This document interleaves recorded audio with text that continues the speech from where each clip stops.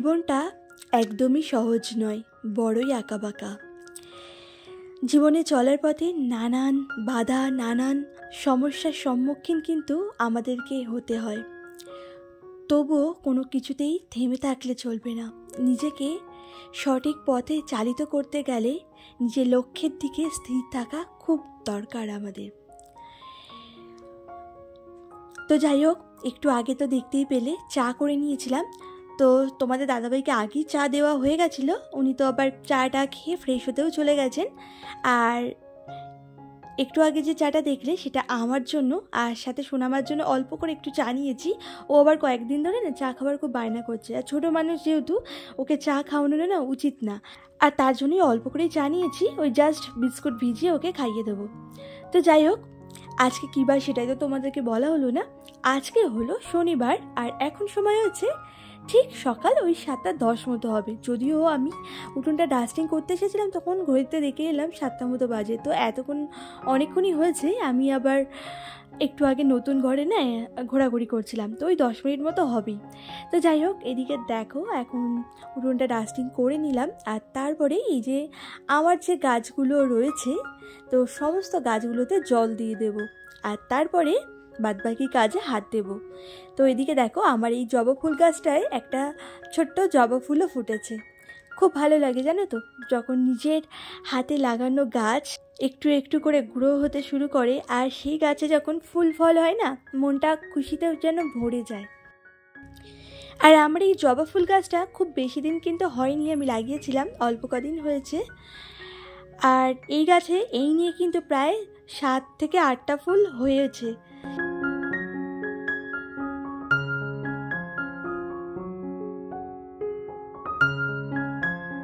তো যাই হোক, ওইদিকে সমস্ত গাছগুলোতে জল দিয়ে তারপরে দেখো চলে এসেছি ঘরে। তো ঘরটা এখন ডাস্টিং করে নিচ্ছি। আর বিছানা কিন্তু আমি আগেই তুলেছিলাম, মানে যখন ঘুম থেকে উঠেছিলাম। আর একটু পরে এবার সোনামার আন্টি পড়াতে চলে আসবে ওকে। আর এখন দেখো আমি সোজা চলে এলাম রান্নাঘরে, একটু সময় নষ্ট না করে। সোনামাকে কিন্তু বইগুলো দিয়ে এসেছি খাটের উপরে পড়াশোনা করার জন্য। আর ও ততক্ষণ পড়তে থাকুক, ততক্ষণ আমার রান্নাবান্নাটা কিছুটা আমি এগিয়ে নিই, তারপরে আবার ঘরের কাজে হাত দেবো। তো ওইদিকে দেখো কিছুটা রান্না বসিয়ে এদিকে আবার দেখলাম কি কন্টেনারগুলো বেশ নোংরা হয়েছে। কয়েকদিন না এগুলোকে মোছা হচ্ছিল না। আসলে কন্টেনারগুলো তো নিচে রাখা হয়, তো সময় না করে উঠতে পারছিলাম না। একদিকে তো সংসারের এত কাজবাজ, সব কিছু একা হাতে সামলাতে হয়, তার উপরে তো সোনামা আছেই, ওর পিছনে তো আমাকে কতক্ষণ যে ব্যাটারি দিতে হয়, মানে যেহেতু ছোটো সেহেতু তো সব কিছুই আমাকেই করে দিতে হয়। আর তার উপরে নিজের শরীরটাও না খুব একটা ভালো ছিল না, তার কারণে আর এইসব কাজে না হাতই দেওয়া হচ্ছিল না। আগে যেরকম প্রতিদিনই কিন্তু এই সমস্ত কাজগুলো আমি করতাম, এখন আর পেরে উঠছিলাম না। তো এবার থেকে ভাবছি কি আবারও আগের মতো প্রতিদিন একটু একটু করে সমস্ত জিনিসগুলোকে ক্লিনিং করে রাখবো, মানে যতটা সম্ভব হবে আমার দ্বারায়। তো এইভাবে করে রাখলে কিন্তু নিজেরই অনেকটা সুবিধা, মানে খুব একটা বেশি কিন্তু ময়লা হয় না, অল্পতেই পরিষ্কার করা হয়ে যায়। তো যাই হোক, ওদিকে দেখেছো কন্টেনারগুলোকে কিন্তু পরিষ্কার করে রাখলাম। এখনও কিন্তু আরও কন্টেনার আছে, তো সেগুলো নিচে একটা তাকের মধ্যে, তো সেগুলো এখনও করছি না, ওগুলো আবার পরে করব। তো যাই হোক, এরপরে দেখো এখন ওইদিকে ডালটাও তো হয়ে গেছে, এখন আবার মশলা করে নিচ্ছি মাছের ঝোলের জন্য। তো এইদিকে দেখো আজকে না পেঁয়াজগুলোকে ভাবছি কি শিলে না হালকা করে পেস্ট করে নেব, মানে খুব একটা মিহি পেস্ট দেখবে পেঁয়াজের ভালো লাগে না, পেঁয়াজটা বেশ আধ বাটা হবে, এরকমভাবে রান্নায় দিলে কিন্তু রান্নার টেস্টটা অনেকটা বেড়ে যায়। আর অন্য মশলা তো মিহি করে বাটতেই হবে, যেমন আদা রসুন জিরে এই সমস্ত জিনিস তো মিহি করে বাটতেই হয়, কিন্তু পেঁয়াজটা খুব একটা ভালো করে না বাটলেও হয়। আর এতদিন তো মিক্সচার মেশিনেই সব কিছু করা হতো, মানে মিক্সচারের বাটিটা খারাপ হয়ে যাওয়ার পর থেকে আমাকে শিলেই সব কিছু করতে হচ্ছে। ওই বাটিটা না এখনও পর্যন্ত কেনা হয়নি, আসলে এখন না একটু সংসারে টানাটানিই অবস্থা আর কি। যেহেতু নতুন ঘর করা হয়েছে আমাদের ওপাশে, তো তার জন্য তো অনেকটা টাকা পয়সা খরচা হয়েছে। তো এখনও না ঘরটা পুরোপুরি কমপ্লিট করা হয়নি, শুধুমাত্র ওই চারিদিকে গাঁথা হয়েছে আর ওই উপরে ছাদ ঢালাই দেওয়া হয়েছে। আর এখনও প্লাস্টার আরও বাদবাকি কাজ, মানে মেঝে করুক আর বা টাইলস লাগাক, জানি না কি করবে, বলছে তো মেঝে করবে। তো ওই সমস্ত তো এখনও সবই বাকি আছে, এখনও অনেক টাকা পয়সার দরকার আর কি।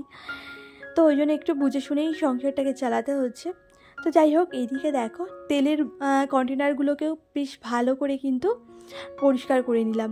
আর এগুলোও কিন্তু তেল চিটচিটে হয়ে গেছে। ভাবছি কি এগুলোকে না একদিন ভালো করে না মেজে নেব। শুধুমাত্র এই কাপড়টা দিয়ে মুছলেই কিন্তু ভালো করে পরিষ্কার করা যায় না। তেল চিটচিটে জিনিস দেখবে একটু মানে সার্ফ টার্ফ দিয়ে করলে ভালো পরিষ্কার হয়। তো যাই হোক, এদিকে দেখো এখন মাছের ঝোল করে নেব। তো এদিকে পেঁয়াজ বাটা, আদা রসুন, তারপরে জিরে বাটা দিইনি, তো জিরের গুঁড়ো দিলাম আর লঙ্কার গুঁড়ো, হলুদ গুঁড়ো আর ক্যাপসিকামও দিয়েছিলাম জানো তো। আর ক্যাপসিকাম দিয়ে না মাছের ঝোল করলে খুব ভালো হয় খেতে। তো যাই হোক, আর আজকে মাছের ঝোলটা আমি ফুলকপি দিয়েই করছি। আর রুই মাছের ঝোল কিন্তু অনেকেই বলে ফুলকপি দিয়ে নাকি খাটে না, মানে খুব একটা ভালো লাগে না, কিন্তু আজকে না মাছের ঝোলটা দারুণ হয়েছে জানো তো। আমি প্রথমবারই ফুলকপি দিয়ে রুই মাছের ঝোল করলাম। রুই মাছের ঝোল যখনই করা হয় আলু দিয়েই করা হয়, আর নইলে সর্ষে পোস্ত বেটে এইভাবেই করা হয়। তো আজকে ফুলকপি দিলাম, তো দেখলাম ভালোই হয়েছে খেতে জানো তো, খুব টেস্টি হয়েছিল। আর আমার পুরনো বন্ধুরা যারা আছো তারা তো অনেকেই জানো আমাদের ওই পাশে নতুন ঘর করা হয়েছে। তো নতুন বন্ধুরা যেহেতু জানো না তাই জন্যই বললাম। আর পুরনো বন্ধুরা হয়তো ভাবতে পারে যে এই কথাগুলো তো আগেও বলেছে আবারও বলছে, ওই জন্যই বলে দিলাম আর কি। তো যাই হোক, ওদিকে মাছের ঝোলটা বসিয়ে আর একদিকে দেখো রুটিগুলোও করে নিচ্ছি। আর গতদিনের একটা ভিডিওতে আমাকে মামনি শর্মা থেকে একটা দিদিভাই কমেন্ট করে বলেছিলে খুব সুন্দর একটা ভিডিও দেখলাম। থ্যাংক ইউ সো মাচ দিদিভাই, আমার ভিডিওটা তোমার ভালো লাগার জন্য আর আমার পাশে থাকার জন্য। এইভাবেই আমার পাশে থেকো। আর আমাকে কমেন্ট করেছিল এমডি মাসুদ থেকে, তো তোমাকেও অনেক অনেক ধন্যবাদ জানাই। আর কমেন্ট করেছিল সর্বাণী মণ্ডল। থ্যাংক ইউ সো মাচ দিদিভাই। এদিকে মোটামুটি রান্নাবান্না কমপ্লিট হয়ে গেছে। আর এখন তোমাদের দাদাভাইয়ের জন্য মানে ও যেহেতু ডিউটিতে যাবে তাই ওর লাঞ্চটা প্যাক করে দেব। তো দেখো এই যে ওকে সব রকম তরকারি সাথে রুটি আর একটা ডিমের অমলেটও দিয়ে দিয়েছি। ও সব রকম তরকারিটা না খুব একটা পছন্দ করে না খেতে, ওই জন্য সাথে একটা ডিমের অমলেট দিলাম, তাহলে কিন্তু ভালোভাবে খেয়ে নেবে। আর এই কদিন ধরে তোমাদের দাদাভাই রুটিই নিয়ে যাচ্ছে, বেশ কিছুদিন আগে কিন্তু ভাতই নিয়ে যেত। আর ঠান্ডা পড়ার পর থেকে মানে ওর ভাত খেতে আর ইচ্ছে করছে না, বলছে রুটিই দাও, কারণ ভাতটা না দুপুরবেলায় ঠান্ডা হয়ে যায় তখন ওর ভালো লাগে না। রুটিটা তাও খেতে পারে কিন্তু ভাতটা না খেতেই পারে না। তো যাই হোক, এদিকে দেখো এখন আবার চলে এলাম ছাদে। তো কিছু জামা কাপড় না এখন ভিজিয়ে রেখে যাব, পরে এসে জামা কাপড়গুলো কাচবো। আর অল্প কিছু জামা কাপড় মানে কেচে নিয়েছি, তো সেইগুলোই না একটু মেলে দিলাম। আর তারপরে এইদিকে দেখো ওই যে জামা কাপড় বললাম না কিছু ভিজাবো, তো সেই জামা কাপড়গুলো ভিজিয়ে দিচ্ছি।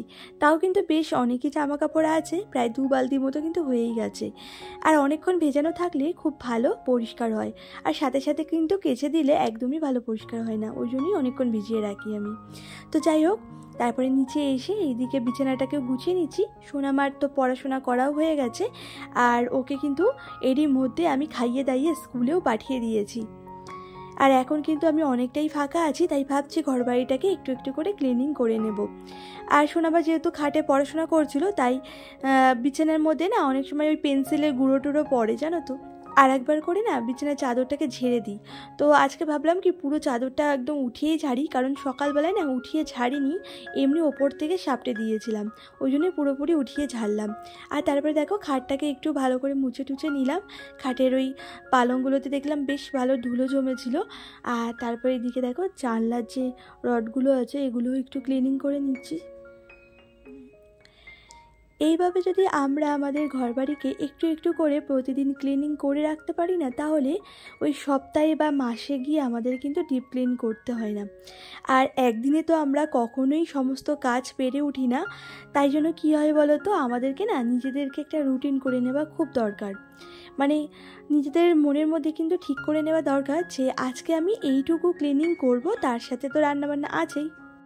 আর আমার যেহেতু একটা ঘর, তোমাদের অনেকেরই হয়তো 2 কি 3টে ঘর তো থাকেই, তারপরে তো ডাইনিং, বারান্দা, এই সমস্ত জিনিসগুলোও তোমাদের অনেকের থাকে, আমার হয়তো নেই সেটা। তো আমার থেকে হয়তো তোমাদের কাজগুলো আরও বেশি থাকে। আর তোমরা যদি নিজেদের মধ্যে একটা রুটিন করে নিতে পারো না, যে আমি আজকে এই মনে করো যে ডাইনিংটা ক্লিনিং করব, সাথে তো রান্নাবান্না আর কাচাকুচি বাসন মাজা এই সমস্ত তো থাকেই, তো এরকম করে এক এক দিন যদি এক একটা জিনিস ক্লিনিং করে রাখতে পারো না, তাহলে তোমাদেরই দেখবে কাজটা অনেকটা সুবিধা হয়ে যাবে আর খুব একটা কষ্টও কিন্তু হবে না। তো আমিও কিন্তু নিজের মধ্যে একটু এইভাবেই ভাবনা চিন্তা করে নিই যে আজকে এইটুকু করব, কালকে আবার বাকিগুলো করব, এরকম করে কিন্তু ঘুরিয়ে ফিরিয়ে কাজগুলো করি। তো যাই হোক, এইদিকে দেখো ওয়ার্ড্রপের উপরটা মুছতে মুছতে হঠাৎ করে ওষুধের দিকে নজর পড়লো। এমনিতে তো ওষুধ খেতে ভুলেই যাই আমি, তো ওষুধটা ওই জন্য এখন খেয়ে নিলাম। তো যাই হোক, তারপরে এদিকে দেখো সমস্ত জিনিসগুলো একটু ভালো করে মুছে টুছে তারপরে ওয়ার্ড্রপের উপরটা আবার মুছে নিচ্ছি। ওই ওষুধের বোতল যেগুলো দেখছো না, ওগুলো রয়েছে, দেখলাম ওগুলোর উপরেও ধুলো জমে গেছে।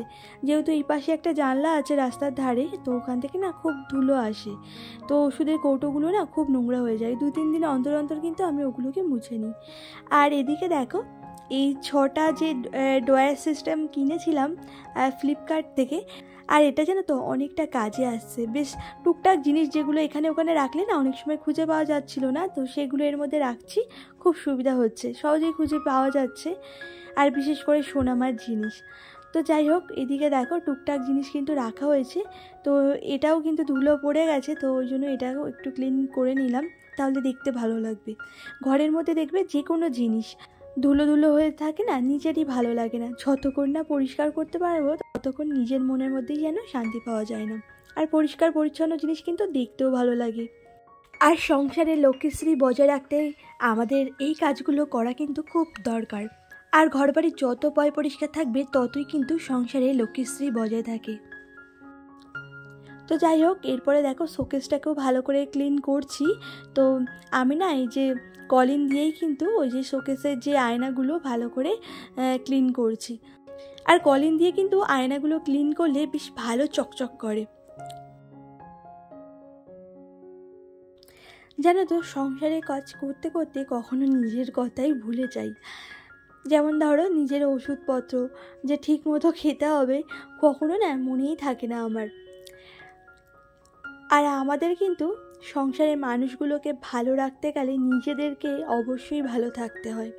আমরা নিজেরাই যদি ভালো না থাকতে পারি, আমরা কিন্তু পরিবারের মানুষদেরকেও ভালো রাখতে পারি না। তো সকলের মুখে হাসি ফোটাতে গেলে কিন্তু আগেই নিজেকে হাসি খুশি থাকাটা খুব দরকার। তো ওই জন্য কিন্তু আমি সবসময় হাসি খুশি থাকারই চেষ্টা করি, যতই যা অসুবিধা হোক।